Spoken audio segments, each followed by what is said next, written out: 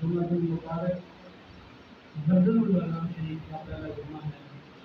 اللہ تعالیٰ اس مہینے اور اس جمعے کی برکت سے پریشانی دور فرمائے۔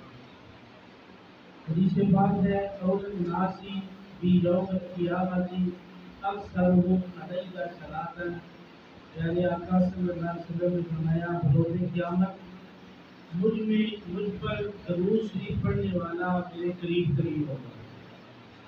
تو اللہ تعالیٰ سے دعا ہے کہ ہمیں زیادہ سے زیادہ محبت کے ساتھ درود السلام پڑھنے کی توفیق عطا فرمائے۔ ایک بار پڑھ لیجیے الصلاۃ والسلام علیک یا رسول اللہ وعلی آلک و اصحابک یا حبیب اللہ۔ اللہ کریم نے سورہ شورا میں ارشاد فرمایا قل لا اسألکم علیہ اجرا الا المودۃ فی القربیٰ۔ محبوب آپ اعلان فرما دیں، آپ کہہ دیں کہ میں تم سے کسی چیز کا طلبگار نہیں ہوں، اگر کچھ دینا چاہتے ہو فقط میری اہل بیت سے، میری قرابتداروں سے پیار کرو۔ ماہ محرم الحرام اسلامی سال کا پہلا مہینہ، جنوری فروری کی بات نہیں ہو رہی، مارچ اپریل کی بات نہیں کر رہا۔ اسلامی سال جو مسلمانوں کا سال ہے وہ محرم الحرام سے شروع، اور ہر مسلمان کا یہ فرض ہے کہ خود بھی یہ نام یاد رکھتے ہوئے ہوگا اور اپنے بچوں کو بھی یاد کروائیں، تاکہ ہماری آنے والی نسلوں کو یہ پیغام ملے کہ مسلمان آج بھی اپنے اسلاف کی یادوں کو زندہ رکھتے ہوئے اور انہیں پتہ ہو کہ محرم سفر ہمارا اپنا اسلامی سال ہے، بجائے یہ کہ ہم یہ سوچیں کہ فلاں سال جنوری سے شروع ہوتا ہے، انگریزی سال جنوری سے شروع ہوتا ہوگا۔ ہمارا سال جنوری فروری سے نہیں شروع ہوگا، ہمارا سال بحمد اللہ تعالیٰ حرمت والے مہینے محرم الحرام سے شروع ہوتا ہے، اور اس کے بے شمار فضائل و مناقب ہیں۔ بلکہ اگر وہ فضائل بیان کرنے جمعہ چلا جائے گا، میرے آقا صلی اللہ علیہ وسلم جب مدینہ شریف ہجرت کر کے آئے تو صحابہ کرام نے دیکھا کہ یہودی جو تھے نا وہ 10ویں محرم کا روزہ رکھتے تھے، اور پوچھا جائے کہ کیوں رکھتے ہو، کہتے ہیں ہمیں فرعون سے نجات ملی تھی اس دن، اس دن 10ویں محرم کا ہم روزہ رکھتے ہیں۔ میرے آقا نے فرمایا تم 10ویں کا نہیں 9ویں کا بھی ساتھ بتا دو یا 11ویں کا ساتھ رکھ لیا کرو، تاکہ یہود و نصارہ میں اور مسلمانوں میں فرق پیدا ہو جائے کہ مسلمان یہودیوں کی نقل نہیں کر رہے بلکہ مسلمان اپنے مذہب کے تحت روزہ رکھتے ہیں۔ اور ایک روایت میں فرمایا کہ رمضان کے روزوں کے بعد اگر سب سے زیادہ فضیلت حاصل ہے تو 9ویں 10ویں محرم کے روزے، بلکہ یہ روزہ چھوڑا نہ جائے۔ موسم بھی اچھا ہے، طبیعت بھی ٹھیک ہے، صحت بھی اجازت دے رہی ہے، ہمت و طاقت بھی ہے، نفلی روزہ سمجھ کے نہیں بلکہ اس کو سرکار کا فرمان سمجھ کے، حضور کا حکم سمجھ کے اگر رکھ لیا جائے تو ان کی سنت اور ان کے صحابہ کی سنت سمجھ کے رکھ لیا جائے تو بے شمار اجر و ثواب، ورنہ لازمی نہیں، فرض یا واجب نہیں ہے، اگر کوئی رکھتا ہے تو اس کا اجر و ثواب بے شمار ہے۔ بہرحال یہ میں نے آپ کے سامنے پیش کرنی تھی بات۔ تو یہ مہینہ ہمیں اس واقعہ کی طرف ہماری توجہ دلا رہا ہے جو واقعہ بڑا ہی مشہور ہے، اور تقریباً محرم کے آغاز سے لے کر محرم کے بعد تک علماء کرام بالخصوص علماء اہل سنت و جماعت یہ سارے واقعہ کربلا ہی بیان کرتے رہے ہیں، لیکن انداز اپنا اپنا، نکات اپنے اپنے، علم و حکمت کے لحاظ سے، شعور اور دانائی کے لحاظ سے ہر کوئی اپنی لئے میں بیان کرتا ہے۔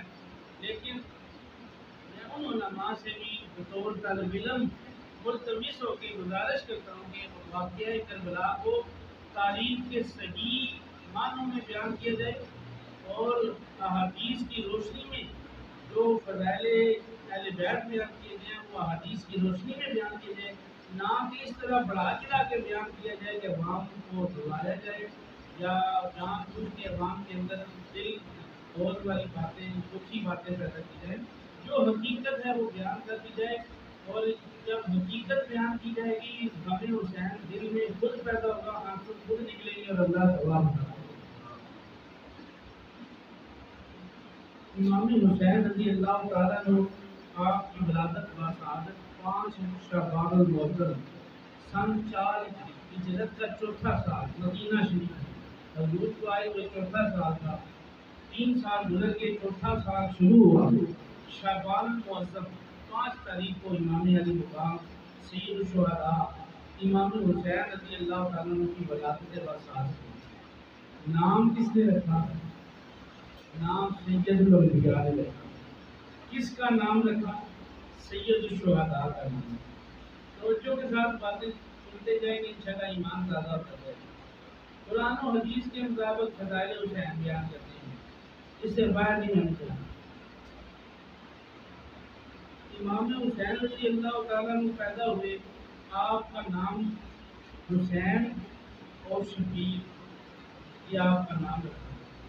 کنیت ابو عبداللہ، لقب سبط رسول یعنی نواس رسول، اور دوسرا لقب ریحانۃ الرسول یعنی جنت کا پھول۔ جنت کا پھول یہ امام حسین رضی اللہ تعالیٰ عنہ۔ گڑتی کس نے دی اور کیسی گڑتی دی اور گڑتی دینا کیا ہے، یہ 3 باتیں۔ گڑتی دینے والے مصطفیٰ کریم تھے صلی اللہ علیہ وسلم، اور گڑتی کیا تھی؟ اپنی زبان مبارک کی سوال۔ اور گڑتی کیا کیوں دی جاتی ہے؟ یہ سنت مصطفیٰ صلی اللہ علیہ وسلم۔ گڑتی کا اثر کیا ہوتا ہے؟ چوتھی بات فرمایا کہ جب کوئی نیک بندہ کسی میٹھی چیز سے کسی بچے کو یا بچی کو گڑتی دیتا ہے، اس گڑتی کا اثر اس نیک بندے کی حسرتوں کی شکل میں سامنے آ جاتا ہے۔ اور امام حسین کو گڑتی دینے والی وہ ذات تھی جو خدا کے بعد سب سے افضل ذات مصطفیٰ۔ حضور نبی کریم صلی اللہ علیہ وسلم آپ نے امام حسین کے قانونی اذان پڑھا۔ تاریخ اسلام اٹھا کے دیکھ لیں، ساری زندگی میں حضور نبی کریم صلی اللہ علیہ وسلم نے اذان کو نہیں پڑھی۔ اس کی وجہ کیا؟ مفسرین علماء بیان کرتے ہیں کہ اگر حضور پاک اذان پڑھ دیتے، جس کے کان میں بھی اذان پڑتی چاہے وہ کافر ہوتا وہ بھی کلمہ پڑھ کے مسلمان۔ اذان پڑھی تو حسن حسین کے کانوں میں اذان پڑھی۔ امام حسن رضی اللہ تعالیٰ عنہ بڑے شہزادے اور امام حسین چھوٹے شہزادے، دونوں کی شان برابر برابر ہے۔ خرچ کرنے والے کو اپنی عقل کا جائزہ لینا چاہیے، علم کے اوپر غور کرنا چاہیے۔ حضور نبی کریم صلی اللہ علیہ وسلم نے دونوں شہزادوں سے بڑھ چڑھ کے پیار کیا، اور ایسا پیار کیا کہ جس کی مثال نہیں ملتی، اور دونوں شہزادوں نے اس پیار کا حق بھی ادا فرمایا۔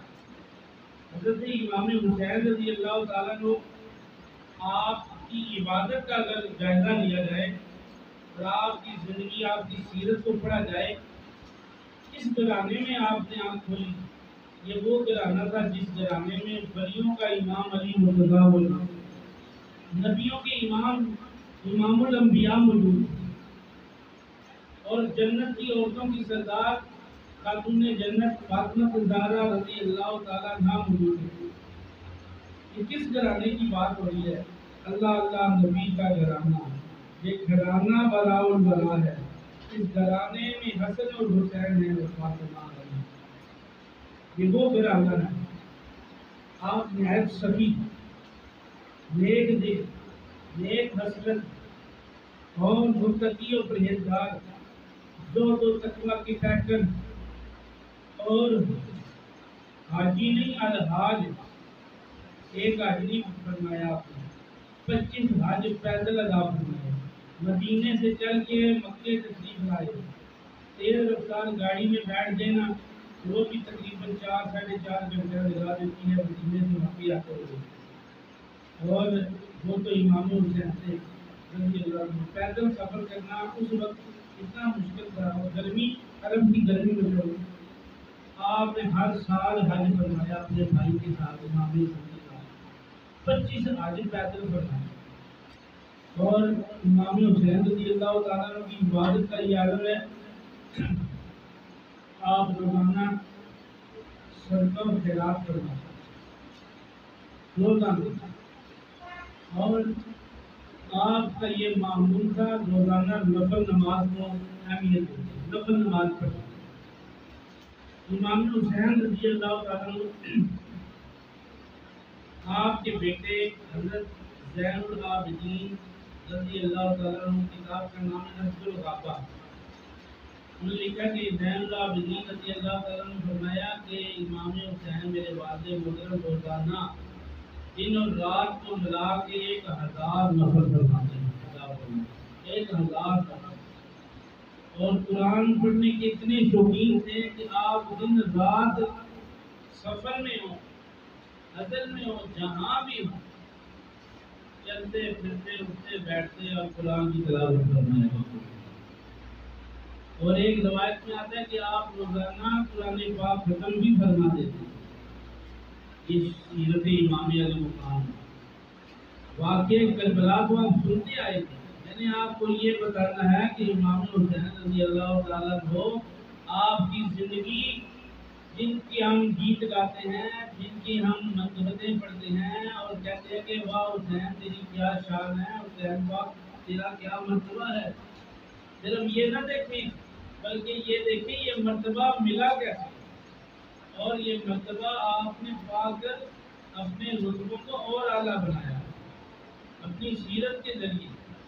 دنیا قیامت تک اگر امام حسین کی سیرت کو اٹھا کے پڑھا جائے گا تو کئی پہلو نکلیں گے. غرباء، مساکین، یتیماں کی مدد فرمایا گیا.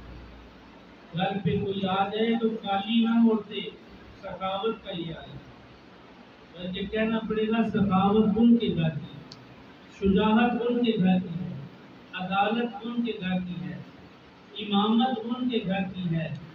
بروں کو بخشوا لینا بروز قیامت کی عادت ان کے گھر کی. میرے آقا حسین رضی اللہ تعالیٰ عنہ کا بچپن کا دور ہے اور بچپن بھی نرالا. امام حسین رضی اللہ تعالیٰ عنہ حضور صلی اللہ علیہ وسلم کی قریب کے میرے آقا نے اٹھایا، سینے سے لگایا، دست بوسی کی، آنکھوں پہ، چہرے پہ، رخساروں پہ بوسے دیے اور کبھی منہ کو بھی چوم لیا کرتے تھے. ایک روز حسن و حسین والدہ محترمہ فاطمہ الزہرا میں حاضر ہوئے رضی اللہ تعالیٰ. عرض کی امی جان، نانا جان ہمارے منہ پہ بوسے دیتے ہیں اور حسین پاک کی گردن پہ پیار دیتے ہیں، یہ کیا وجہ ہے؟ فاطمہ الزہرا سلام اللہ علیہ والدہ مصطفیٰ صلی اللہ علیہ وسلم پوچھا کہ دونوں بچوں نے ضد کی ہے کہ آج یہ سوال ہے ہمارا، پوچھا جائے نانا جان.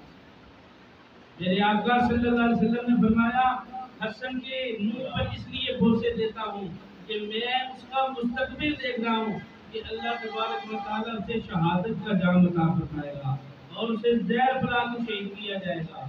حسین کی گردن پہ اس لیے بوسے دیتا ہوں کہ حسین میدان کربلا میں شہید کیا جائے گا، اس کی گردن پہ شمر کا خنجر چلتا نظر آ رہا ہے.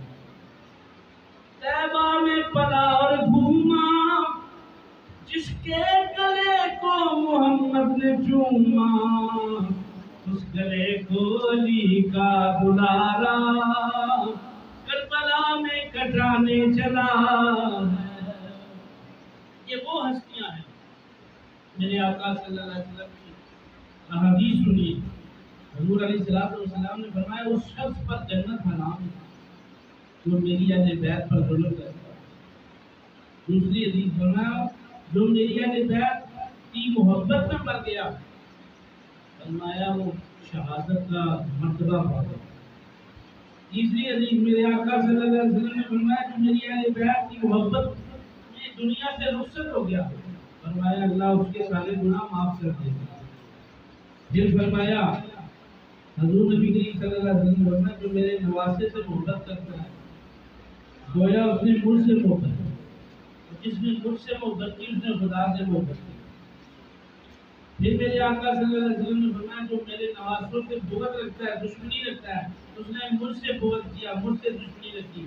اور جو میرا دشمن و خدا کا دشمن، اور خدا اپنے دشمنوں کو جہنم عطا کرے گا. جامع ترمذی کی حدیث ہے. حضور علیہ السلام نے فرمایا ایکم الثقلین کتاب اللہ و اہل بیتی اے لوگوں میں تم نے دو چیزیں چھوڑے جا رہا ہوں. خطبہ حجۃ الوداع 18 ذی الحجہ میرے آقا صلی اللہ علیہ وسلم خطبہ ارشاد فرما رہے ہیں.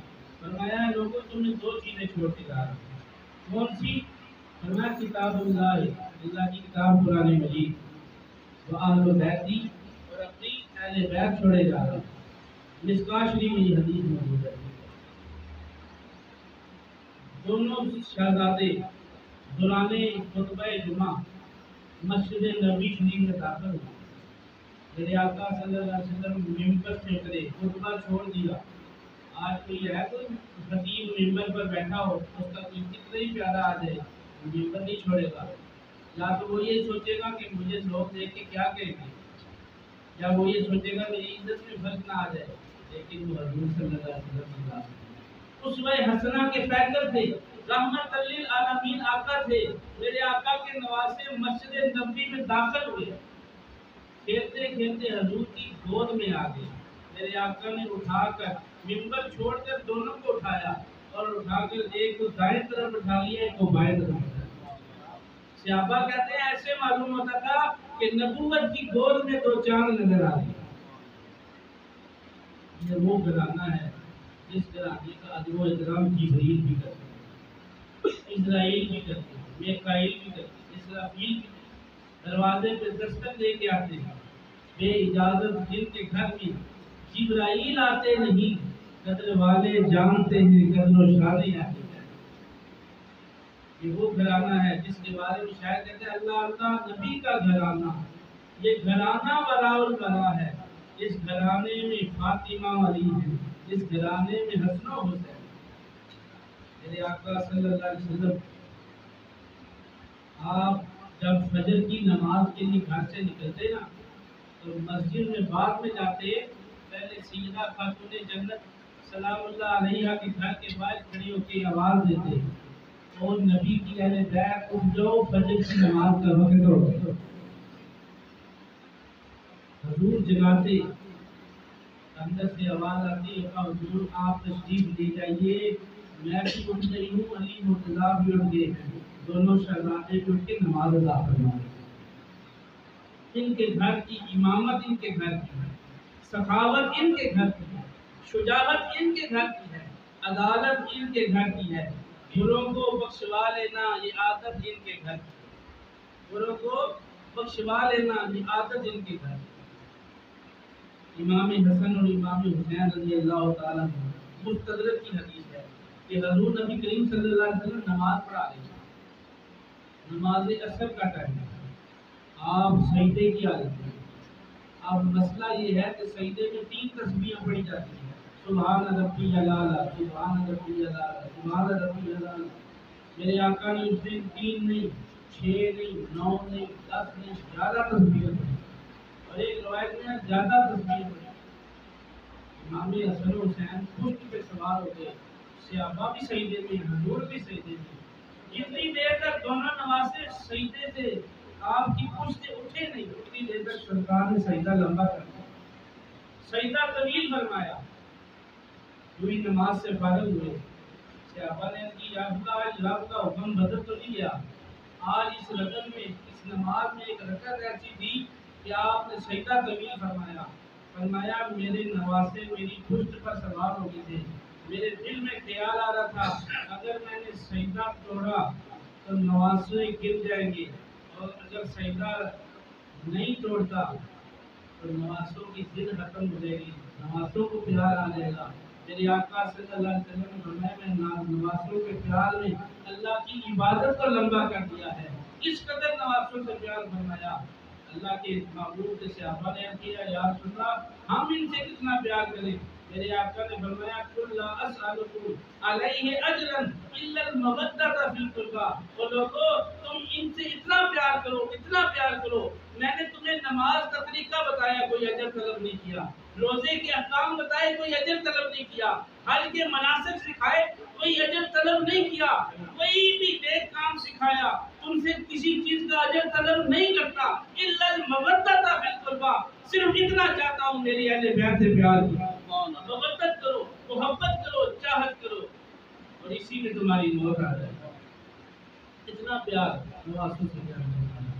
حضور نبی کریم صلی اللہ علیہ وسلم کی بات ہے، سیدہ خاتون جنت سلام اللہ علیہ کا، آپ فرماتی ہیں کہ دونوں شہزادے باغ رسالت میں حاضر ہوئے، عرض کی یا رسول اللہ ہم نے تختیاں لکھی ہیں، دیکھیں ہماری خوش حدی کا اندازہ لگائیں، حسن نے تختی اچھی لکھی ہے یا حسین نے اچھی ہے، لکھائی کس کی اچھی ہے؟ میرے آقا سوچ میں پڑ گئی، اگر حسن کو کہتا ہوں تو حسین ناراض ہو جائے گا، حسین ناراض ہو گیا تو میں ناراض ہو جاؤں گا، میں ناراض ہو گیا خدا ناراض ہو جائے گا، اگر حسین کو کہتا ہوں تیری لکھائی اچھی ہے تو حسن ناراض ہو جائے گا، بات وہیں پہ ہے۔ آپ نے فرمایا جاؤ یہ فیصلہ علی مرتضیٰ کے لیے، حضرت علی کرم اللہ وجہ کریم کے پاس آئے، آپ بھی خاموش ہو گئے، آپ کی والدہ کے پاس آئے، سیدہ خاتون جنت بھی فیصلہ نہ کر پائی کہ کسی کا دل نہ ٹوٹ جائے، اس لیے دیر میں جبریل امین تشریف لائے۔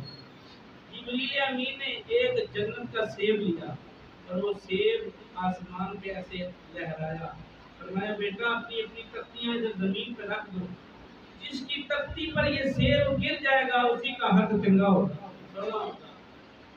جب آسمان سے ایسے ہوا میں سیب رکھ کے آپ نے نیچے گرایا جبریل علیہ السلام نے، تو سیب آدھا گر کے حسن کی تختی پہ آ گیا، آدھا گر کے حسین کی تختی پہ۔ فرمایا تم رب کی عدالت میں برابر ہو، ہم کون ہوتے ہیں تمہارا فیصلہ کرنے والے؟ عید کا دن قریب ہے، چاند رات آ گئی، رمضان المبارک، روزۃ الشہداء کتاب کا نام ہے، حضرت عبد الرحمان عبد الرب دہلوی رحمۃ اللہ علیہ نے اس کو لکھا ہے۔ آپ فرماتے ہیں کہ چاند رات کو دونوں شہزادے اپنی والدہ کے پاس آئے، آ کر کہنے لگے امی جان صبح عید کا دن ہے، سارے مدینے کے بچوں نے نئے کپڑے پہنے ہوں گے، ہم نے بھی نیا لباس پہننا ہے۔ اب سیدہ خاتون جنت رضی اللہ تعالیٰ نے فرماتی ہے اتنی جلدی کیسے بندوبست ہو؟ آپ نے رات مسلح بچھایا، اللہ والے جب بھی کوئی تمنا ان کے دل میں پیدا ہوتی تو وہ رب کو یاد کرتے ہیں، ہم دنیا کے اسباب تلاش کرنا شروع کر دیتے ہیں، وہ مسلح بچھا کے رب کو یاد کرنا شروع کر دیتے ہیں۔ سیدہ خاتون جنت سلام اللہ علیہا نے مسلح بچھایا اور رب کی بارگاہ میں رو رو کے دعا مانگی، یا اللہ میں اپنے بچوں سے میرے نبی کے نواسوں سے وعدہ کر چکی ہوں کہ صبح عید کی نماز پڑھنے سے پہلے پہلے نئے کپڑے مل جائیں گے، میری ان دعاؤں کو قبول فرما۔ صبح تک سجدے میں سر رکھ کے روتی رہی، اذان فجر ہو گئی، اور جب سجدے سے سر اٹھایا تو فرمایا یا اللہ تیری رات کم پڑ گئی ہے یا میرا سجدہ لمبا ہو گیا ہے، اتنی لمبی رات بنا کے فاطمہ جی بھر کے تیری بارگاہ میں سجدہ نہ کر سکتی۔ اچانک دروازے پہ دستک ہوئی، سیدہ خاتون جنت نے اندر سے پوچھا کون ہے؟ آواز آئی بچوں کا دردی ہوں، اہل بیت کے بچوں کا دردی ہوں، بڑے دردی نے چلا گیا۔ اب دونوں کو نہلا کے صاف ستھرا کر کے تیار کر کے دونوں کو لباس پہنا دیا گیا۔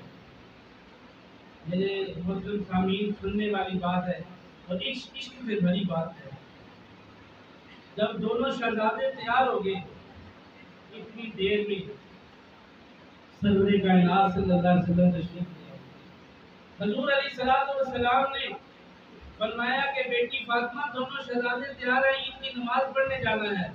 فرمایا ابا حضور تیار ہو گئے، جب دونوں کے لباس دیکھے اور ان لباسوں سے خوشبو جو مہک آ رہی تھی، سرکار دو عالم صلی اللہ علیہ وسلم نے فرمایا بیٹی یہ لباس کدھر سے آئے، کون لے کر آیا ہے؟ فرمایا واللہ عالم و رسولہ، میں نہیں جانتی، اللہ کا رسول اور اللہ ہی بہتر جانتا ہے، اتنا پتا ہے کہ نماز فجر سے فارغ ہوئی تو دروازے پہ دستک ہوئی، کہتا ہے کہ میں اہل بیت کا دردی ہوں، اہل بیت کے کپڑے لے کر آیا ہوں، اتنا ہی پتا ہے۔ میرے آقا نے فرمایا فاطمہ غور سے سن، وہ کوئی دردی نہیں تھا، وہ اللہ کا فرشتہ جبریل تھا، اور وہ جو تیرے بچوں نے کپڑے پہنے ہوئے وہ عام کپڑے نہیں، تو دنیا کا لباس نہیں، وہ جنت کے کپڑے، وہ جنت سے لباس ہے۔ حسین کون ہے؟ جن کے لباس جنت سے آتے ہیں۔ حسین کون ہے؟ جن کی سخاوت کا چرچا مشہور ہے، جن کی عدالت آج بھی چلتی ہے، جن کی شجاعت کے بول بالے آج بھی ہیں، جن کی امامت کا ذکر آج بھی موجود ہے۔ جب تک مسلم پہ امام امامت کراتے رہیں گے حسین کی امامت کو یاد رکھیں، جب تک قرآن پڑھنے والے قرآن سناتے رہیں گے حسین کی حفظ کو یاد رکھیں، جب تک مجاہد میدان جنگ میں جہاد کرتے رہیں گے حسین کی بہادری کو یاد رکھیں، جب تک اسلام رہے گا حسین کا نام رہے گا، جب تک نماز ہوتی رہے گی حسین کو یاد کیا جائے گا، حضور اور حضور کی آل پر درود پڑھا جائے گا، ہر نماز میں ذکر حسین ہے۔ کوئی بندہ کسی بھی مکتبہ فکر کا کھڑا ہو کے کہہ دے نماز میں حسین کا ذکر نہیں، میں ممبر پہ بیٹھنا چھوڑ دوں گا، خطابت کرنی چھوڑ دوں گا، امامت چھوڑ دوں گا، ساری زندگی توبہ کر لوں گا، یہ کام نہیں کرنا، کوئی ثابت نہیں کر سکتا، کیونکہ حسین کے گھر کی امامت ہے، حسین کے گھر کی یہ خطابت ہے۔ امام حسین رضی اللہ تعالیٰ عنہ کا ذکر نماز میں موجود ہے، جب پڑھتے ہو اللہم صلی علی محمد وعلی آل محمد، اے نبی آپ پر بھی درود اور آپ کی آل پر بھی درود ہو، تو ذکر حسین آیا کہ نہ آیا؟ حسین کا ذکر نمازوں میں، حسین کا ذکر عبادت میں، میرے آقا نے فرمایا حسین عبادت کا مغز ہے، حسین کا ذکر عبادت کی جان ہے، اگر جس عبادت میں ذکر حسن و حسین ہی نہیں وہ عبادت رب کو قبول ہی نہیں۔ جامع ترمذی کی حدیث، مشکات میں حدیث، ابن ماجہ میں حدیث، مسلم شریف میں حدیث، سیاستہ کی کتابیں اٹھا کے دیکھ لیں، میرے آقا نے باب اہل بیت فضائل باب اہل بیت میں یہ احادیث بیان فرمائی ہیں کہ جس عبادت میں میری اہل بیت کا ذکر نہیں اللہ کو وہ عبادت قبول نہیں۔ اللہ تعالیٰ مجھے اور آپ کو ذکر حسین سنا کے عمل کی توفیق عطا فرمائے۔ اگلا جمعہ مبارک 9 محرم الحرام ہے، کوشش کیجیے گا وقت پہ تشریف لائیں، انشاءاللہ واقعہ کربلا مختصراً آپ کے سامنے گزار کریں گے۔ اللہ مجھے اور آپ کو عمل کی توفیق عطا فرمائے۔ وآخر دعوانا ان الحمد للہ رب العالمین۔